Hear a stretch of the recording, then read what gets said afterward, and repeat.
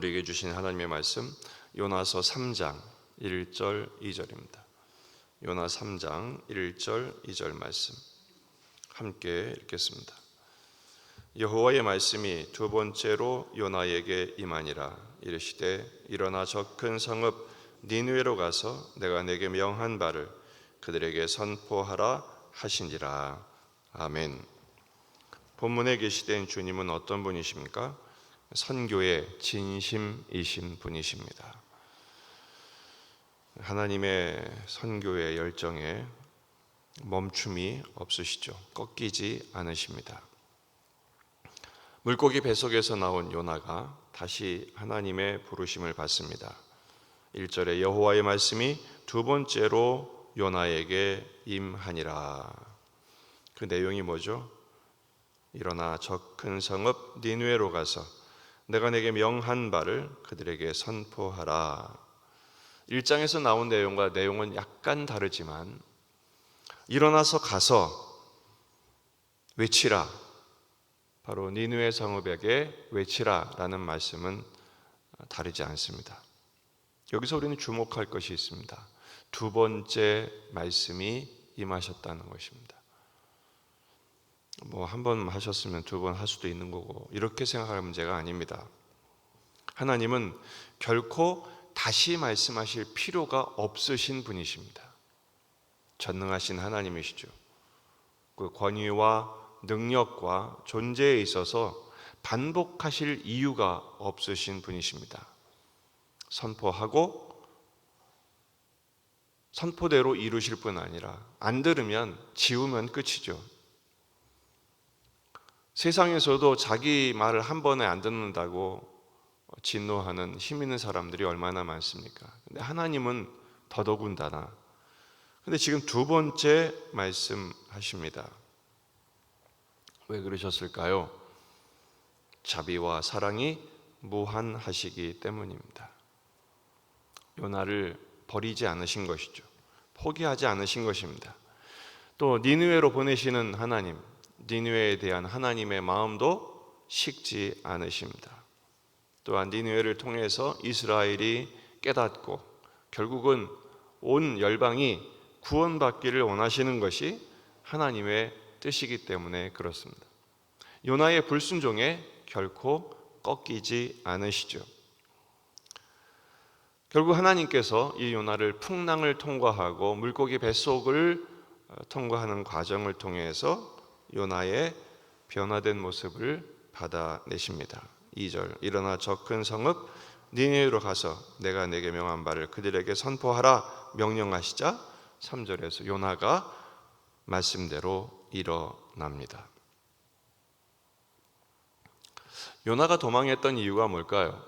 바로 민족주의 때문에 그렇습니다. 선민사상. 어떻게 이방인에게, 더군다나 니느웨는 아수르의 도성이죠. 원수국가입니다. 용납이 안 되는 거죠.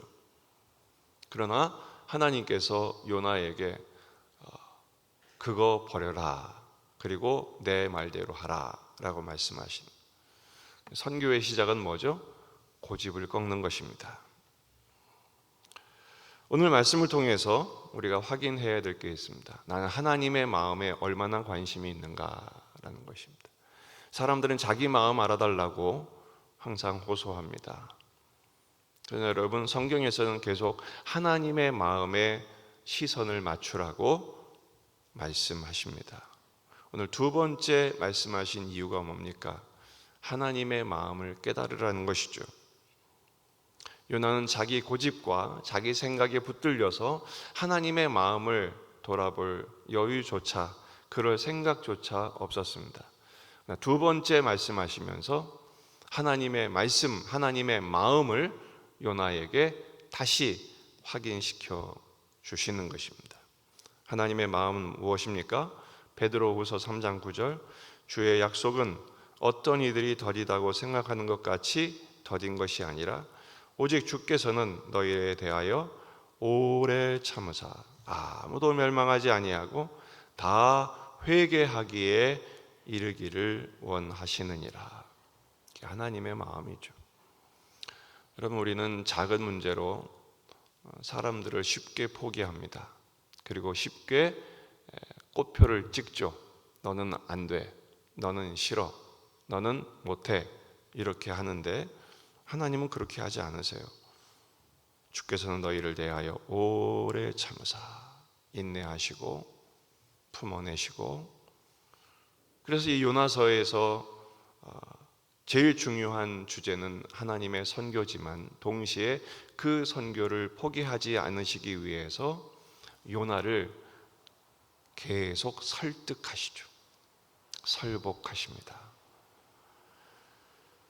사도행전 5장 42절 사도들의 모습입니다. 그들이 날마다 성전에 있든지 집에 있든지 예수는 그리스도라고 가르치기와 전도하기를 그치지 아니하니라. 그들은 예루살렘에 원래 갇혀 있었거든요. 땅 끝까지 복음을 전하라는 주의 말씀에 하는 주님의 마음과 또 그 환경으로 인도하심으로 인해서 드디어 제자들이 복음을 전하는데 앞장섭니다. 체포당하고 채찍질 맞고 금지령이 내렸음에도 불구하고 오히려 그들은 예수의 이름을 위해 능욕받는 일에 합당하게 여기심을 기뻐하면서 이 일을 했습니다. 여러분, 오늘 우리가 해야 할 일이 많이 있을 거예요. 계약도 해야 되고 이 일, 저 일, 이 사람, 저 사람 만나는 일들, 많은 일들이 있겠지만 그 가운데 여러분이 가장 우선해야 할 관심은 무엇일까요? 하나님의 마음으로 복음을 전하는 것입니다. 예수의 이름을 증거하는 것입니다. 예수님의 말씀으로 살아가는 것입니다. 여러분의 삶 속에 오직 예수만 드러나기를 우선하시기를 주의 이름으로 축원합니다. 두 번째는 과거에 머물지 말라는 것입니다. 주님은 두 번째 말씀하십니다. 한 번 말씀하시고 끝내지 않으시고 계속 말씀하십니다. 또 요나로 하여금 순종에 이르도록 계속해서 촉구하십니다. 주님이 기뻐하시는 것은 과거의 나의 모습이 아니라 오늘 주님을 만나 주님의 말씀과 은혜로 변화되고 또 어제보다 오늘, 오늘보다 내일 한 걸음씩 한 걸음씩 더 나아가는 것이죠. 어떤 목사님이 아들을 낳았습니다. 아들의 이름이 복음입니다. 딸을 낳습니다. 딸의 이름이 선교입니다. 여러분 무슨 생각이 드십니까? 정말 복음과 선교의 진심인 거죠. 여러분, 우리는 그렇게까지는 하지 않는다 할지라도 오직 내 이름, 내 얼굴, 나를 증명하고 나를 나타내기보다 오직 예수의 이름, 비록 나는 은과 금은 없고 세상에 힘은 없어도 내게 있는 것 나사렛 예수 그리스도의 이름으로 다른 사람들을 복되게 하며 그들을 향한 하나님의 마음을 전달하는 복음의 통로, 예수의 증인으로 사는데 우리의 남은 인생을 채울 수만 있다면 그보다 성공적이고 그보다 주님 앞에 칭찬받을 만한 삶이 어디 있을까요?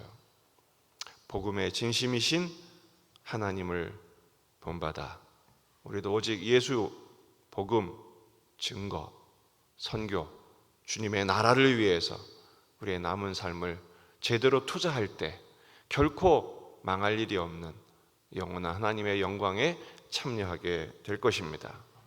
복음과 선교와 증인의 삶에 진심이 되시기를 주의 이름으로 축원합니다. 기도하시겠습니다.